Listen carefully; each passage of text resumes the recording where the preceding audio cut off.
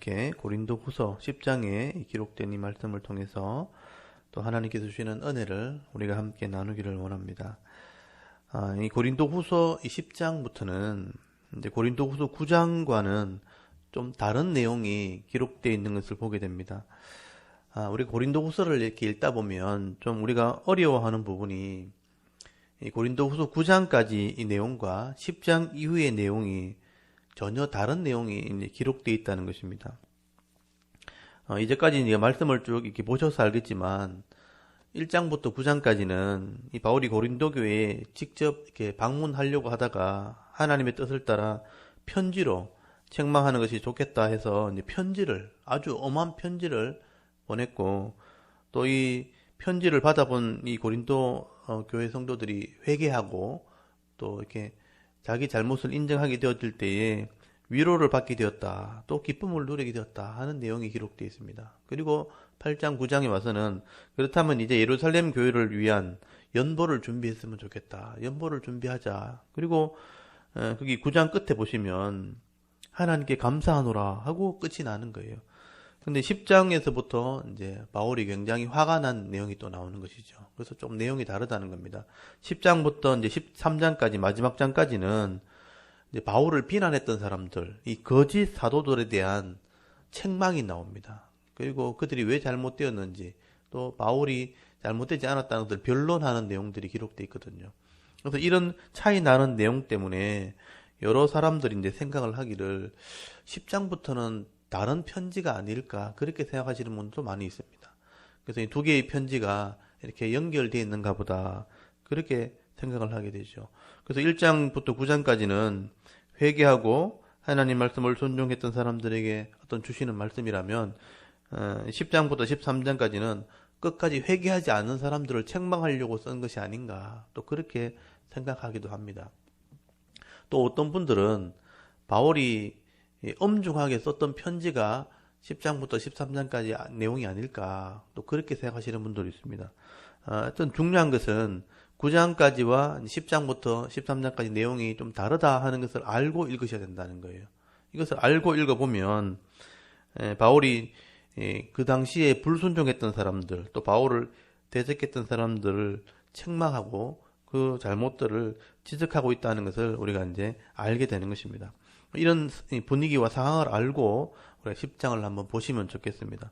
그래서 여러분 1절부터 보시면 9장 마지막 절까지는 감사하다 해놓고 10장 1절부터는 바울이 좀 화가 나서 하는 얘기가 기록돼요. 좀 비꼬아서 하는 말이 시작됩니다. 여러분 1절에 보시면 너희를 대면하면 유순하고 떠나 있으면 너희에 대하여 담대한 나 바울은 이제 그리스도의 온유와 관용으로 친히 너희를 권하고, 이렇게 말씀하는데요. 이 말을 이제 잘 보시면 바울이 자신을 비난하는 사람들에게 조금 마음이 상해 있었던 거예요. 그래서 좀 비꼬아서 얘기하는 겁니다. 여기 유순하다라는 말은 주눅이 들다, 굴욕당한다, 막 이런 의미거든요. 사람이 이렇게 만나면, 직접 얼굴을 대면하면 주눅이 들어서 아무 소리도 못하는 사람인데, 떠나 있으면, 안 보면 잘난 척하는 나 바울이다, 이렇게 시작하는 거예요. 만나면 아무 말도 못하면서 떠나 있으면 큰 소리 치는 나 바울이 말하는데, 이러면서 이제 말이 시작되는 거죠. 그래서 2절을 잘 보시면 어떤 사람에게 말하느냐, 또한 우리를 육신에 따라 행하는 자로 여기는 자들에게 대하여 라고 되어 있죠. 내가 담대히 대하는 것 같이 너희와 함께 있을 때 나로 하여금 이 담대한 태도로 대하지 않게 하기를 구하노라. 그래서 나를 육신으로 행하는 자로 여기는 자들이라고 되어 있으니까 바울을 비난하는 사람들이죠. 바울이 성령을 따라 행하지 않고 말씀을 따라 행하지 않고 욕심대로 사는 사람이구나 라고 말했던 사람이 있었다는 거죠. 이런 사람들에게 내가 막 화가 나서 대하는 것처럼 직접 만나서 이렇게 막 화가 나서 대하지 않았으면 좋겠다, 이렇게 말씀을 하고 있는 것입니다.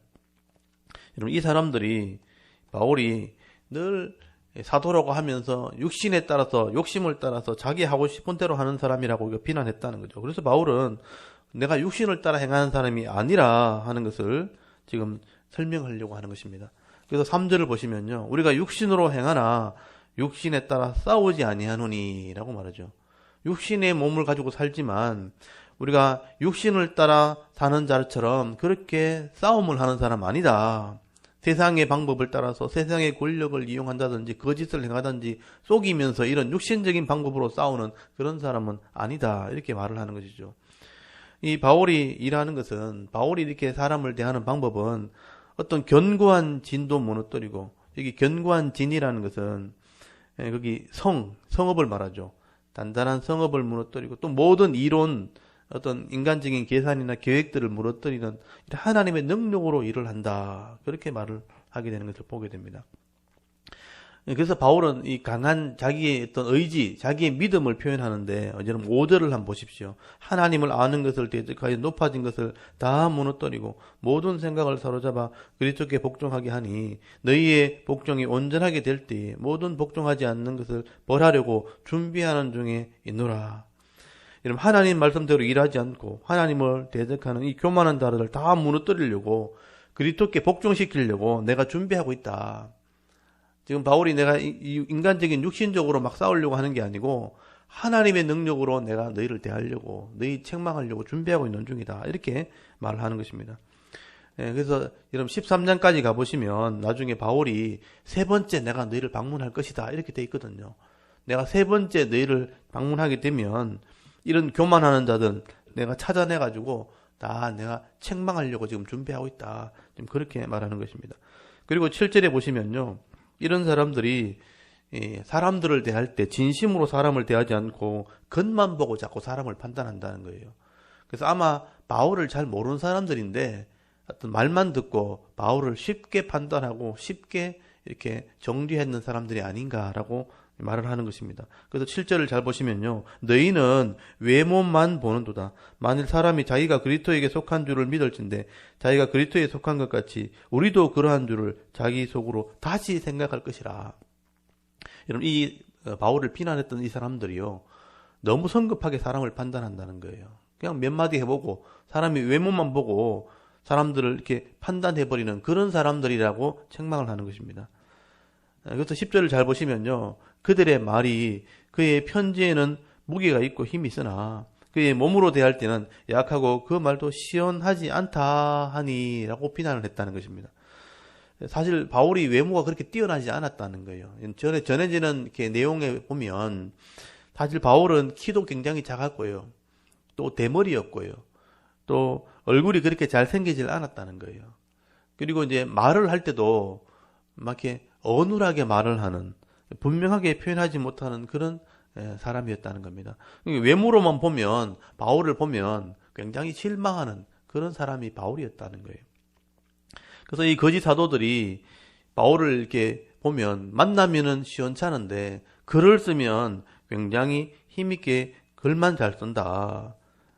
글은 좀 쓰는지 모르겠는데 실제로는 굉장히 볼품없다 하면서 비난을 했다는 겁니다. 그래서 바울이 내가 편지를 쓰는 거나 직접 만났을 때나 나는 똑같다. 지금 그 얘기를 하는 거예요. 그래서 11절을 보시면요. 이런 사람은 떠나 있을 때 편지로 말하는 것과 함께 있을 때 행하는 일이 같은 것임을 알지라. 나는 편지를 쓸 때나 실제로 대면할 때나 진심으로 사람을 대하는 사람이다. 외모로만 자꾸 판단하지 마라. 그렇게 설명하죠. 아마 이런 사람들이 바울을 좀 잘 알지 못하는 사람인 것 같아요. 그래서 바울이 처음 고린도 교회를 개척할 때부터 같이 있었던 사람이 아니고 후에 들어온 사람이겠죠. 그래서 바울이 어떤 사람이란 말만 듣고 쉽게 바울을 판단해 버리는 것입니다. 그 사람들이요, 잘 만나지도 모르고 잘 모르면서 말로 자꾸 이렇게 하다 보면 과장도 하게 되어지고, 그게 과장하다 보면 사실이 아닌 것도 사실인 것처럼 돼버리는 거죠. 그래서 이제 바울을 너무 쉽게 외모만 보고 너희들을 판단한다 하면서 책망을 하는 것입니다. 그러나 사람은 시간이 지나면 그 진심이 드러나게 돼 있죠. 믿음과 그 성실함으로 그 삶으로 드러나게 돼 있는 것입니다. 그래서 우리가 잠깐 본 어떤 외모만 가지고 사람을 판단하고 말하는 것은 잘못된 것이죠. 그래서 그런 삶의 태도는 우리가 고쳐야 되는 겁니다. 겉으로 보는 그 외모만 가지고 내가 잠깐 만났는 그 모습만 가지고 성급하게 사람을 판단하는 건 잘못인 것입니다. 그래서 우리 교회 안에도 새 가족이 왔을 때라든지 아니면 사람을 서로 대할 때 겉에 보이는 외모만 가지고 쉽게 말하고 판단하는 것은 잘못된 것입니다. 그래서 하나님의 마음을 가지고 그 속에 있는 믿음과 성품을 살필 수 있는, 그 진심을 살필 수 있는 그런 믿음 있는 그런 성도가 될 수 있기를 바랍니다. 그리고 이제 마지막으로 바울이 그들이 잘못된 것을 자랑하고 있다고 책망을 하게 됩니다. 그리고 12절 한번 보십시오. 12절에 보시면 이 늦게 들어왔던, 이 고린도 교회에 늦게 들어왔던 이 거짓 사도들이 고린도 교회가 자기들이 가르쳐서 막 교회가 세워진 것처럼, 자기들이 말씀을 가르쳐서 부흥이 되어진 것처럼 막 이렇게 인간적인 자랑을 한다는 거죠. 그래서 12절에 우리는 자기를 칭찬하는 어떤 자와 더불어 감히 짝하며 비교할 수 없노라. 그러나 그들이 자기로서 자기를 헤아리고 자기로서 자기를 비교하니 지혜가 없도다. 책망이죠. 여기 자기를 칭찬하는 어떤 자, 이 거짓 사도들입니다. 자기들이 교회에서 굉장히 많은 것을 이렇게 활동을 한 것처럼 막 자랑을 한다는 거죠. 그래서 여기 자기를 칭찬하는 어떤 자, 이 사람들이 거짓 사도들입니다. 그래서 늦게 교회에 들어와서 바울을 막 비난하면서 자기가 바울보다 훨씬 잘났다, 뛰어난 사람인 것처럼 자기들 때문에 고린도 교회가 세워졌고 자기들 때문에 교회가 커졌다, 부흥되었다 이렇게 하면서 자기들의 기준을 세워놓고 그것을 막 자랑을 했다는 것입니다. 그래서 바울이 나는 이런 자들과 비교되고 싶지 않다 하면서 바울이 자랑하는 것이 뭔지를 설명하게 되는 거죠. 우리가 자랑해야 될 것이 뭔가? 그래서 13절 한번 보십시오. 바울이 자랑하는 것이 뭡니까? 이렇게 설명합니다. 그러나 우리는, 한데 바울이 말하는 거죠. 우리는 분수 이상의 자랑을 하지 않고 오직 하나님이 우리에게 나누어 주신 그 범위의 한계를 따라 하노니 곧 너희에게까지 이른 것이라. 여기 잘 보시면 우리가 자랑하는 것은 하나님께서 우리에게 나눠주신 그 범위의 한계를 따라서 자랑한다. 이 표현을 잘 보셔야 됩니다.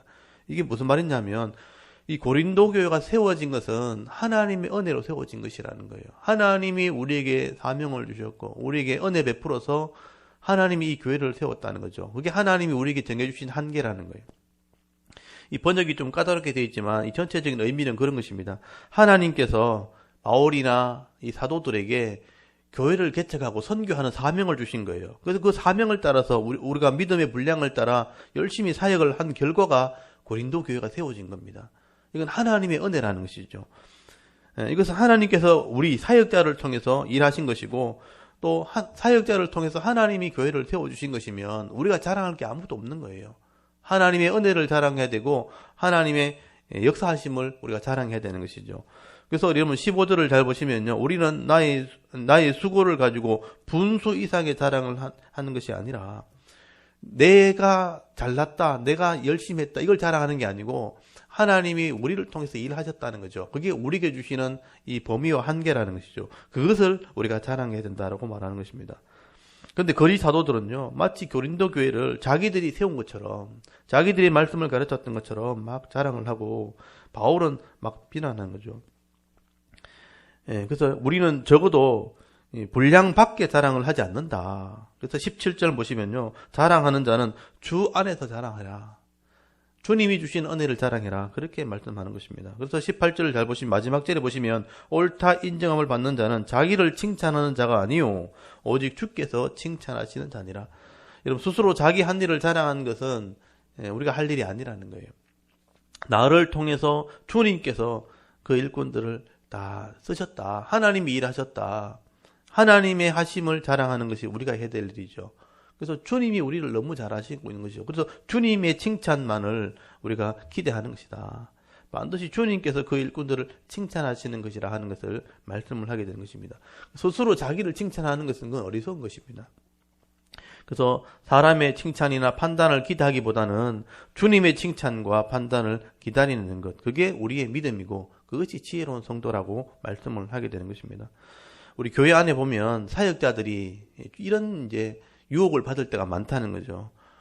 내가 사역하면서 내가 섬기면서 교회가 더 커졌다, 더 부흥하게 되었다, 이런 말을 듣고 싶은 거예요. 또 그런 자랑을 또 하고 싶은 거예요. 근데 여러분 교회라는 것은 내 혼자 일하는 게 아닙니다. 하나님이 하나님의 뜻을 따라서 사명을 주시고 은혜와 은사를 주셔서 섬기게 하신 것이죠. 근데 우리는 대부분 다 부서를 맡는 교사들도 마찬가지고 또 사역하는 사역자들도 내가 오면서부터 교회가 더 부흥하게 되었다. 이런 이제 유혹을 자꾸 받게 되는 것이죠. 근데 앞에서 일해왔던 선배들이 믿음으로 섬겨왔던 그 바탕 위에 우리가 섬기는 것이거든요. 그래서 예전보다 지금이 더 낫다. 뭐 이런 자랑은 우리가 자기를 자랑하는 것이죠. 잘못된 것입니다. 그들의 섬김이 있었기 때문에 내가 사역할 수 있었던 것이잖아요. 그래서 그들을 칭찬하고 그들을 높여주고 나도 주님의 뜻을 따라 섬기고 있다. 이렇게 말해야 맞는 것입니다. 근데 우리가 보통 부서를 섬길 때마다 앞에서는 못했는데 우리가 잘했다. 보통 그런 말을 많이 하게 되죠. 또 우리 때는 잘했는데 지금은 잘 못한다. 우리 때 잘했으면 지금 더 잘 돼야 되는 거예요. 그건 자기를 칭찬하는 것입니다. 그래서 이런 자기를 칭찬하는 것은 어리석은 것이다. 그렇게 바울이 책망을 하게 되는 것이죠. 그래서 어떻게 보면 이건 분량 밖의 자랑이 되는 거죠. 내게 주신 분량 밖의 자랑을 하면 잘못된 것이죠. 내가 할 수 있는 것은, 내가 지금 섬기고 있는 것은 믿음의 선배들이 닦아놓은 그 길 때문에 하나님께 주시는 은혜를 가지고 내가 또 섬길 수 있는 것입니다. 그래서 지금 내가 섬기고 있는 것, 내가 봉사하고 있는 것은 앞에 사역했던 사람들의 은혜를 하나 더한 것뿐이잖아요. 그래서 하나님의 은혜를 자랑해야 된다. 주 안에서 네가 자랑해라. 바울이 그렇게 권면을 하는 것입니다.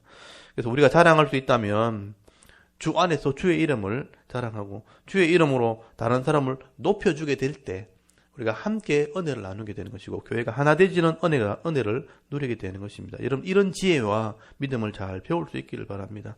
오늘도 이 바울을 통해서 일하시는 이 하나님 마음을 우리가 이 말씀을 통해서 잘 깨달으셨어요.